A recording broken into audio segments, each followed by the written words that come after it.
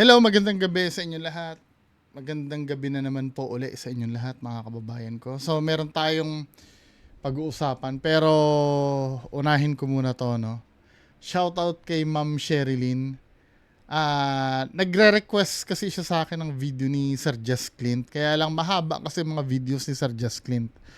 I do suggest pag magre-request kayo ng mga mahabang video, mas maganda sana kung may timestamp, no?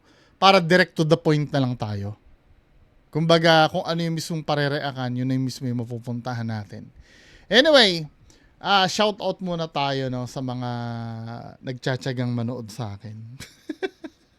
Maraming salamat sa inyo. Unahin ko na ito si Ma'am Maria Socorro Mejia. Welcome back, Ma'am. Matagal ko na subscriber to si Ma'am eh. Hello, Ma'am Maria Socorro Mejia. From Italy to si Ma'am. From Italy, hello. Sir Joban Gamiao, hello. Si Sir Neil Lester, sabi ni Sir Neil Lester, shout out boss. May question ako, kung skepticism ang pag-uusapan boss, ano ba difference ng power ni Sir Ed at ni Sir Nick Banayo? I mean, kung totoo man, bakit si Sir Nick di nakakita ng multo or si Sir Ed nakakagaling ng tao? So does it say na di sila totoo? Hindi, ganito. Nakausap ko na si Sir Nick Banayo. Nakakita daw siya. Pero kasi yung napapanood nyo kasi, may kanya-kanyang specialty ito eh. Specialty lang talaga ni Sir Nick Banayo daw. Di umano ha. Kayo, hindi ko naman sinasabing totoo yung power nila. Nasa sa inyo pa rin naman yun eh. Specialty ni Sir Nick Banayo, yung manggamot talaga. Di umano. At kay Sir Ed, pakikipag-communicate. Now, nakita ko ng nag-faith healing si Sir Ed, oo. Once or twice yata, nakita ko na. Hindi lang talaga yun yung kanyang main content. Si Sir Nick Banayo naman, nakausap ko, oo, nakakita siya ng laman lupa daw, di umano. 'Di ba? Lahat ng sasabihin ko, di umano ha. Ayoko sabihin na any of them are totoo. Nasa sa inyo yon. Wala ko idideklara na totoo. 'Di ba? Depende pa rin. Malay nyo, sabihin ko, i-advertise kung totoo si Sir Nick Banayo. Ganon din si Sir Ed. Na-debunk nyo. Anong gagawin ko? Diba? Nasa sa inyo pa rin yun. Next! Sabi ni Sir Drummer Tales. Boss, may narinig kasi may nakwento, may mga aswang na kaya nilang humiwalay ang kaluluwa sa katawang lupa nila. At yung kaluluwang iyon ang aatake sa tao nilang gustong biktimahin. Nakalimutan ko lang kung anong uring aswang yon. Meron pala nun. Kasi ang alam ko kasing aswang, alam mo yon, yung napapanood natin sa movie na yung ganon.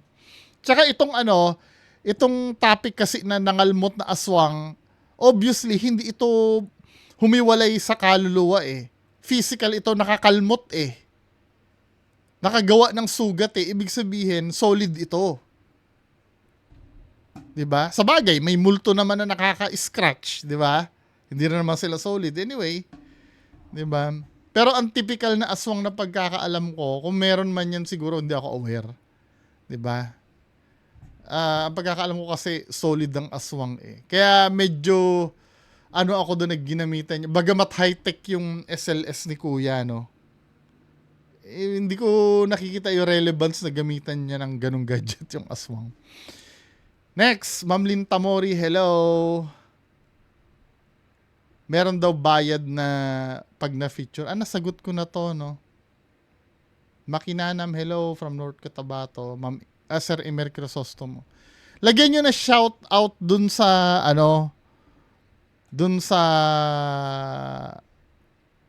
comment nyo para ma-shoutout ko. Kasi baka mamaya, hindi ko alam yung spelling eh, nung shout na nilagay nyo. Kaya hindi ko na filter. Anyway, proceed tayo do sa main content natin. May nagpasa sa akin ito, yung kay Sir Crips. Nakita ko na ito, yung multo sa Cavite daw na nakuhanan. Kaya lang, nung ito ay shoutout kay Sir Sky Ventores. Siya yung nag-send nung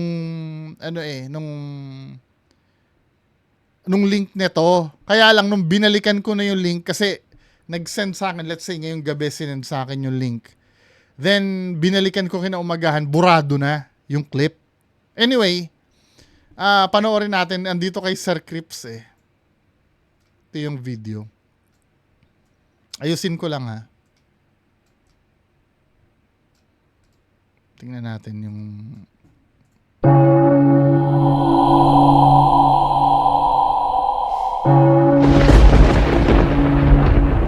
Forward natin. Naman sa atin ng isa sa ating mga viewers sa si Jose Paulo Ramirez Buensuceso. At mula naman ito sa post ng isang babae na nagngangalang Cherish Insyong. At kung di umano ang bidyong ito sa isang resort dito sa atin sa Pilipinas, isang gabi habang sila ay nagre-relax at nagkukwentuhan, nang bigla na lang may mahagip ang kanilang camera na talaga namang nakapangingilabot. Kaway-kaway.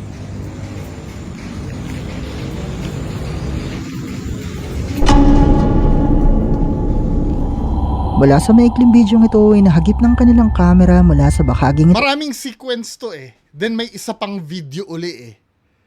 'Di ba? Ang animoy sa pang babae na may maputlang kulay at puting kasuotan na nakaupo sa isa sa mga upuan na malapit sa kanila. At kasuotan.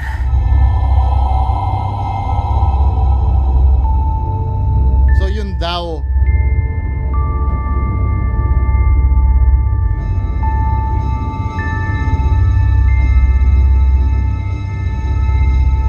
Ayon kay Cherry, siya hindi naman di umano nila ito nakikita ng mga oras na sila ay naroon at napansin na lamang ito ng isa sa kanila nang ipasa na niya ang video sa kanilang GC. Nagbahagi rin siya ng mga screenshots kung saan makikita na nagtataka at nangingilabot din ang kanyang mga kasama dahil wala silang ideya kung sino ang babaeng ito at wala naman di umanong nakaputi sa kanila ng mga oras na ito. Narito pa ang isang video kung saan ay muli di umanong makikita ang misteryosong babae. Ito may susunod na sequence. Wala sa bidyong ito ay makikitang muli ang di umano'y babae na wala na sa upuan at nakatayo na lang sa bahaging ito na ayon kay Cherry siya ay posibleng paalis na di umano ng mga sandaling ito.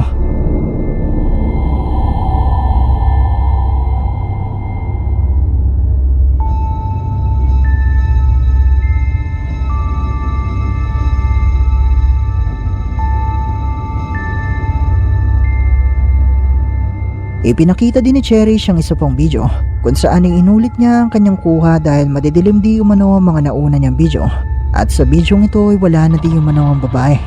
Pero totoo nga kaya ang mga nakuhanan niya sa bidyong ito? Isa nga kaya itong multo? Ito yung theory ko dito, no? Kasi yung original post na pinasa sa akin is kay Ben Torres, dinilit na. So meaning, siguro, no, parang binawi nila ito eh. Kasi kung sa akin, kung totoo man ito, hindi mo dapat i-delete itong video na to eh. I don't know, baka mamaya yung resort na pinuntahan nila, pinadelete, baka matakot daw yung mga taong nandun. Pero hindi naman nila minention kung anong resort yan eh. O minention nila, I don't know, doon sa original post, di ba? Pero, naalala ko to. Pero ang kaduda dito, hindi lang dahil dinilit yung video, 3 beses kinunan yung yung video eh. Ulitin natin sa umpisa kasi ito yung pagkakakuha ng video. Labot. Kaway-kaway. Kasi hindi ko nakikita yung reason kung bakit ka mag-video ng ganon. Sige, let's say, nag-video ako, binibidyohan ko yung mga kasama ko. Pero bakit nag-video ka, nilalampas mo? Parang intention mo talagang kunin ito eh. Intention mong kunin talaga ito. Yung babae na yan. At nakikita naman natin na yung babae na yan ay physical na nandyan kasi yung tama ng ilaw, tinatamaan siya, then may shadow doon sa ilalim kung hindi tinatamaan yung ilaw. Diba? Mula Masyadong, anong purpose, bakit sinagad mo ng ganon? Kasi ang palusot nila, hindi naman daw nila nakikita yung babae.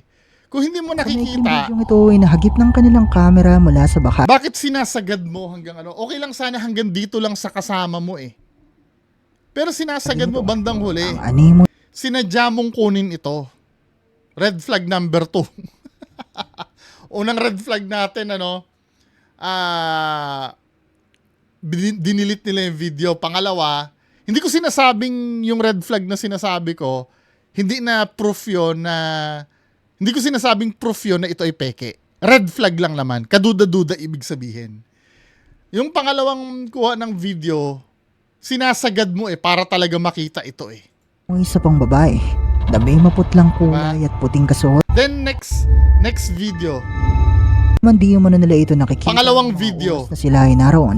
At napansin na lamang ito ng isa sa kanila nang ipasa na niya ang video sa kanilang GC. Nagbahagi rin siya ng mga screenshots kung saan makikita na nagtataka at Yung screenshot na yan, pwedeng planted din yan . Di ba? Alam mo naman na, alam naman natin na sa panahon ngayon, pwedeng gawin lahat yan. nangingilabot din ang kanyang mga Diba? kasama dahil wala silang ideya kung sino ang babaeng ito at wala naman di manong nakaputi sa kanila ng mga oras na ito. Ilang beses pinapalo, wala naka-white sa atin. Hala, Shay. Wala man lang wala man lang dito sa GC na to kung mababasa mo para talagang Tataka. walang skeptic sa kanila. Nangingilabot din ang Red kanyang flag kasama number 3. dahil wala silang ideya kung sino ang babaeng ito at wala naman di manong nakaputi sa kanila ng mga oras na ito. Diba? Pwede kasi mag-skeptic. Baka yan, ibang guest dun sa resort or staff ng resort etc. Dapat kahit paano may makikitang skepticism . Red flag number 3 yun, Hindi ko sinasabing proof yun na peke, red flag lang. 'Di ba? Kasi sa ayaw at sa gusto natin, pwede naman kasing mag-isip ka muna ng logical bago mo sabihin paranormal ang isang bagay . 'Di ba? Wala ka man lang mababasa na sure ka na wala tayong kasamang ganon. Sure ka na walang tao doon nung time na yon. Wala talagang sinakyan agad nila, namulto agad yun. Parang ganito, dito din madalas nahuhuling peke yung mga ghost hunter. For example, may napanood akong video nila, I think si Kuya Red yata yun, doon sa isang lugar, na nakita nila yung nakaputi. Uy, multo, gumanon agad sila. Kasi kung normal kang tao, let's say totoo yun, may nakita kang tao doon, hindi mo muna iisiping multo yun, iisipin mo tao yun. Nanay, tatay, or ate, kakausapin mo muna yun . Pero sila agad, tiyak agad nila na multo talaga yung nakita nila agad. 'Di ba? Kung normal na tao yun, chichikin mo muna, baka tao yun. Nay, 'di ba, kakausapin mo muna. Hindi multo agad yung nasa isip . So, medyo kaduda-duda yun. Pa ang isang video kung saan May isa pang video pa, inulit niya uli yung pattern. Ang depensa niya dito, kaya niya inulit yung video niya ay dahil madilim daw ang kuha. 'Di ba? Kasi madilim yung unang nakuha. Pero kung madilim, sasagarin mo na naman uli. 'Di ba? Sinagad niya naman uli para makita, para sinasadyang makita ito . Aware siya na may binibidyohan siya doon. Hindi yan by accident kasi illogical na ganito ang paling ng camera mo dahil ang vivideohan mo lang dito, itong kaibigan mo na to at yung isang kasama mo. Ito. 'Di ba? Dalawa lang dapat ang video. Bakit ilalampas mo pa kay ate? wala sa Para makita yung dulo. video ito ay makikitang muli ang di umano'y babae na wala na sa upuan at nakatayo na lang sa bahaging ito na ayon kay Cherry siya ay posibleng paalis na di umano ng mga sandaling ito. Bakit mo nalaman paalis? Nakwento, na tanong mo ba? Next. Inulit niya ang kanyang kuha dahil madidilim di umano ang mga nauna niya. Diba? Inulit yung kuha dahil madilim daw, yun ang palusot niya. Kung uulitin mo yan, Pong video kung saan ay inulit niya ang kanyang kuha dahil madidilim di umano ang mga nauna niyang video. At sa video ito ay wala na di umano. inulit, tapos sinagad niya pa rin. Sinagad niya pa rin hanggang dulo para patunayan sa inyong wala na. Meaning, aware siya na meron talaga dyan nung unang kinukunan niya ng video. Diba? Illogical ito . Pero totoo nga kaya mga nakukanan niya sa video ito? Isa nga kaya itong multo? Sa akin hindi. Kayo kung maniniwala kayo, maniwala kayo. Pero sa akin hindi. Masyado siyang ano eh. Masyado siyang setup eh. 'Di ba? Now, kung mapapatunayan yung totoo yan, edi totoo, mali ako. Pero sa akin, setup ito eh. Kasi nilalampas niya eh. Kasi ang goal mo, mag-video ka ng mga kasamahan mo. Binidyo mo yung kasamahan mo, itong isang kasamahan mo. Bakit ilalampas mo pa? Para makita ito. Wala to, min. Malaya kayong i-comment sa ibaba ang inyong mga opinion. Kung magagalit kayo sa akin, edi magalit kayo. Maniwala kayo dyan. Ako na nagsasabi. Ako na yung wag yung paniwalaan.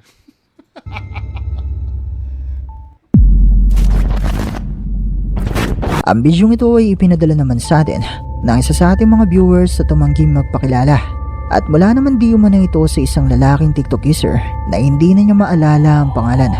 Pero ayon di umano sa uploader ng bidyong ito, ay kuha ito isang gabi nang magising siya at may mapansing kakaiba mula sa kanilang banyo.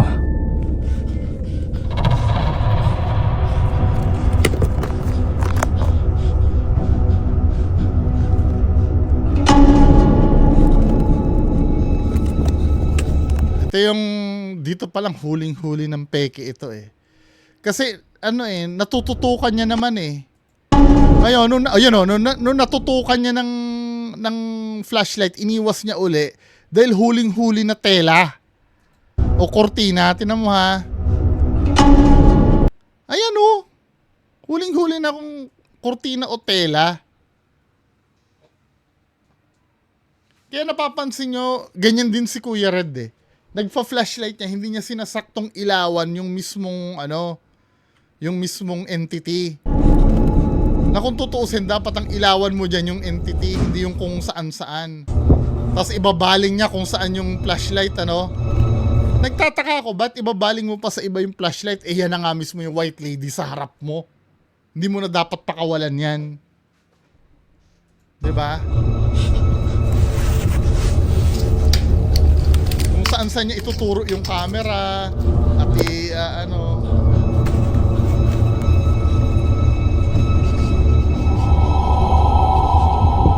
wala eh, kung saan niya tinuturo yung camera eh. Humahanap siya ng paraan para iiwas niya yung camera eh. Wala na. 'Di ba? Mula sa bidyong ito, Nandun na nagmumula yung transition noon, yung pagka sinasanay lang kayo eh, parang ganito yan ano. Sinasanay kayo na pinapaling-paling kung saan-saan yung camera. Para pagbalik ng camera, meron mawawala na yung black lady. Di ba? Sinasanay kayo, ngayon wala na. Ulitin natin ha. Di ba nung una nakikita yung black lady, ngayon sinasanay kayo na binababa-baba. Nandun pa uli. Nandun pa uli, no? Ngayon, ipapaling-paling niya kung saan para hindi mahalata na magkakaroon ng cut. Kumuha siya ng rosary. Pagtingin niya, wala na. Diba? Parang technique ng Al-Qaeda terrorist yan eh. Alam mo kung ba't ko nasabi? Kasi daw, yung mga ISIS ba? Panahon yata ni Bin Laden noon yung time na yon. Nung araw daw kasi, pagpupugutan nila ng ulo yung hostage nila, kinakaibigan muna nila. Tapos, sasabihin nila, oy, video lang to hindi ka naman namin pupugutan. Kunyari lang pupugutan ka namin. So, una muna magvi-video sila, no? Kunyari, pupugutan siya. Then, hindi nila itutuloy. Now, ganun uli ang gagawin nila pangalawang araw. Kunyari, pupugutan ka namin, hindi na naman uli itutuloy. Hanggang sa masanay na yung biktima, na akala ng biktima, parang drama lang yung ginagawa. Hanggang sa dumating na yung tunay na time na talagang tutuluyan na nilang pugutan ng ulo. Diba? Parang ganyan yung technique na sinasanay-sanay lang tayong ibabaling hanggang sa makita natin na biglang nawala. Diba? Next! taring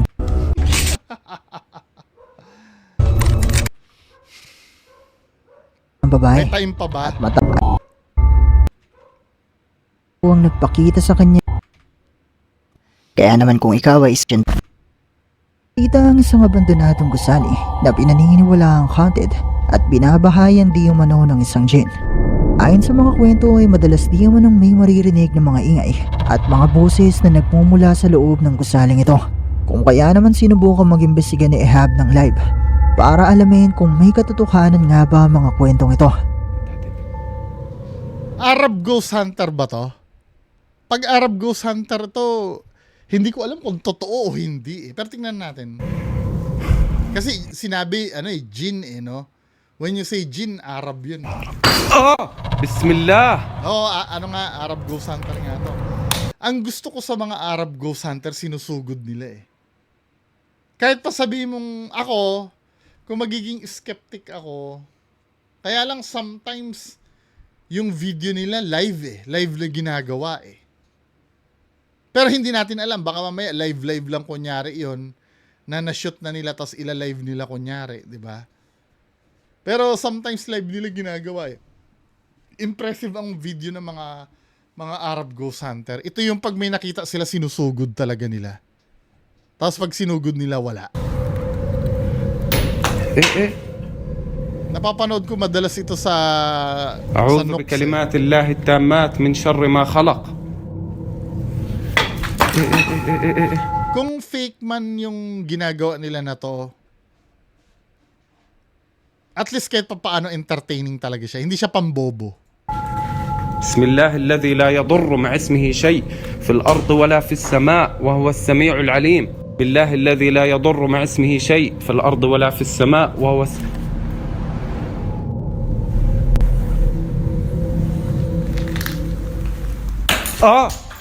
شو Kasi pwedeng pwedeng ang mangyari, yung pag tumatakbo sila, gugulu-guluhin mo lang yung camera.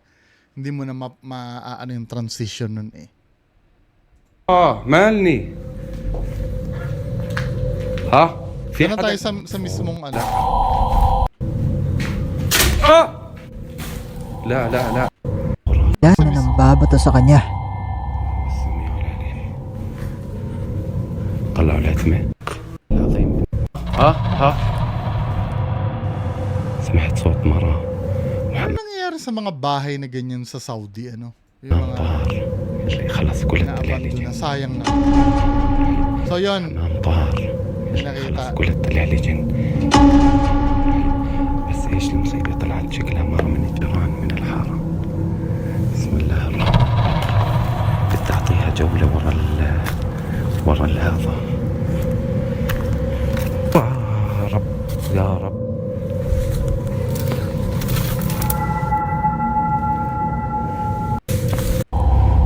Gayong nahagip ng kanyang kamera ang isang itim na figura na animoy ulo ng isang tao na nakaupo sa sofang ito. Wala eh. Parang ang liit niya naman sa ulo eh. Ba't nawala ba nung nilapitan niya?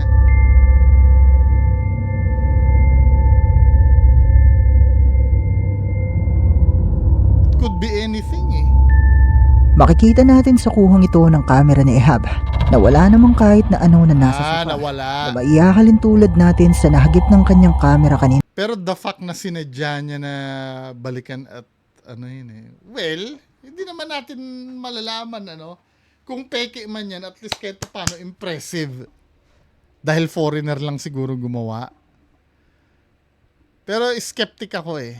Baka mamaya kasi sa pader naman yan, hindi siya nakaupo. Na hindi naman ito napansin ni Ehab ng mga sandaling ito, kung kaya naman nagpatuloy lang siya sa kanyang pag-iimbestiga sa iba pang bahagi ng abandonadong gusali.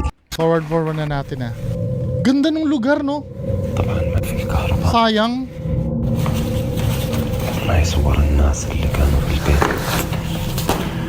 مش عارف من وين أبلش ومش عارف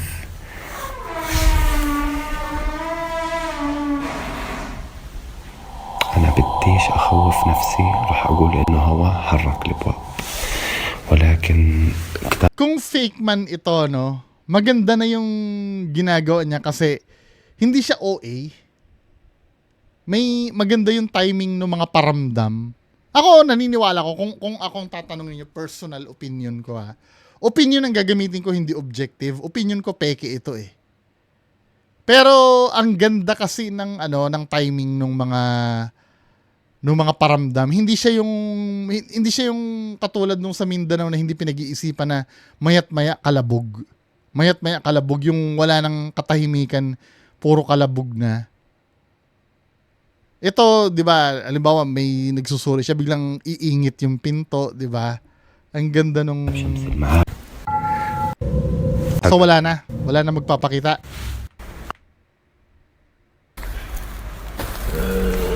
Bismillah. Bismillah. Bismillah. Bismillah.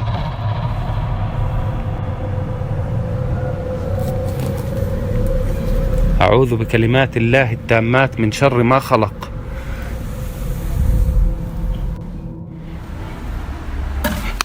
بسم الله. Anyway, forward na natin أعوذ بك مع yung susunod na video. Ang kanyang kamera mula sa bintanang ito, ang isang itim na figura na animo isang tao na hindi naman nakikita ni Ehab ng mga oras na ito. O gumalaw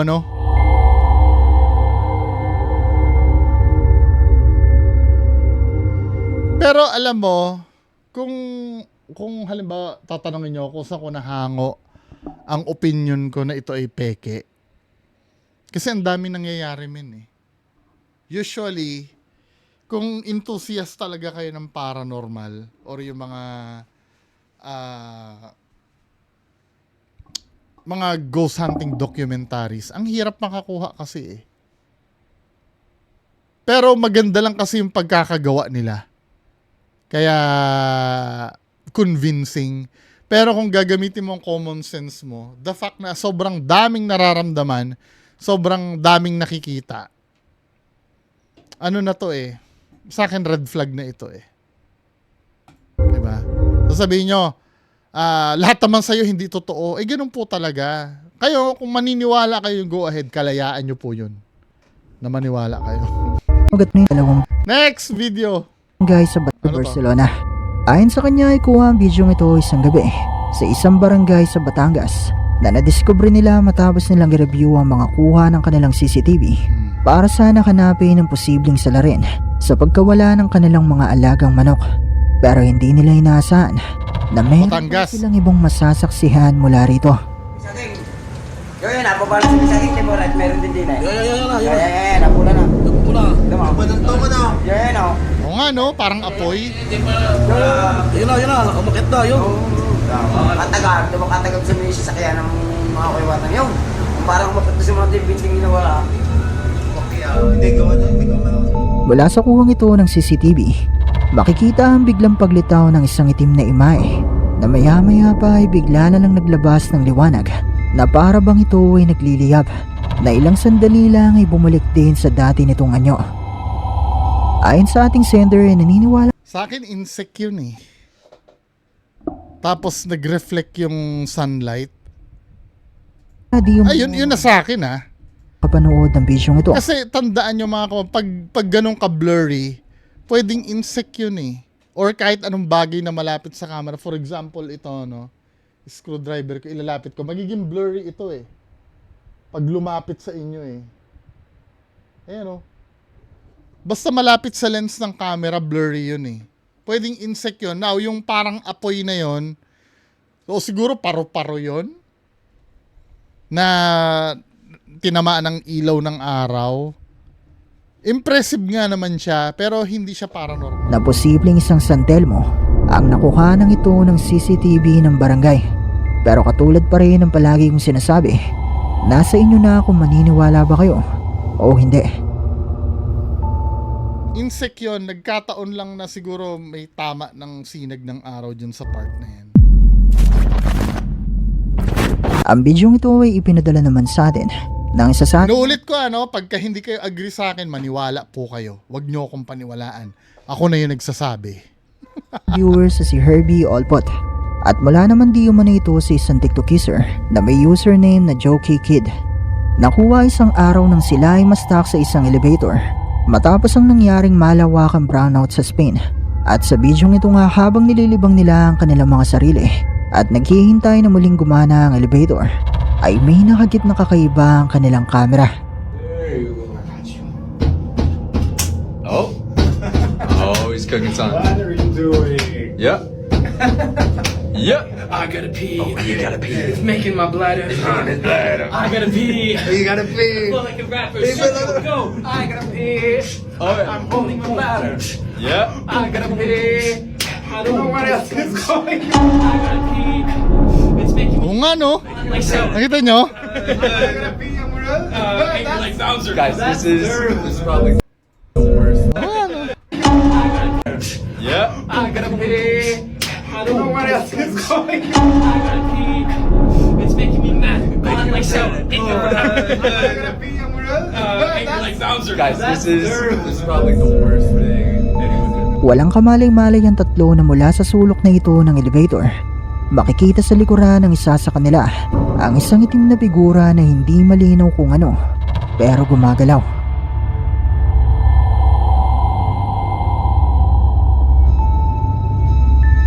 Hindi, feeling ko bug ito eh. Bug ito ng isa sa kasamahan niya. Mukha siyang gumalaw. Malay mo, iniwanan na ano yan, then natumba. Na mukha siya, pero mukha siyang paangat eh, nung gumalaw eh, tinan mo. I gotta pee. I don't know what else is going on. I gotta pee. It's making Bug yun na tumumba pa ganun. Tinan nyo ha. I-slow motion natin. Hindi lang siya mukha, ano yan? Multo ng unano. Tinan nyo ha.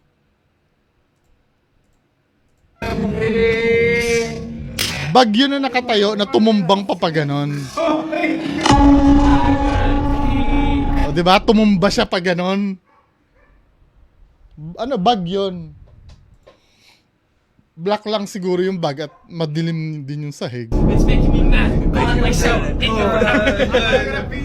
Lang gumagalaw. So, yun lang yan. Bug yan eh. Ayon sa ilang comments sa video ito ay parang buhok di umano ito ng isang tao. Parang lang. Paredolya yun. Kaya na Ayun o, at dito na nagtatapos ang ating video.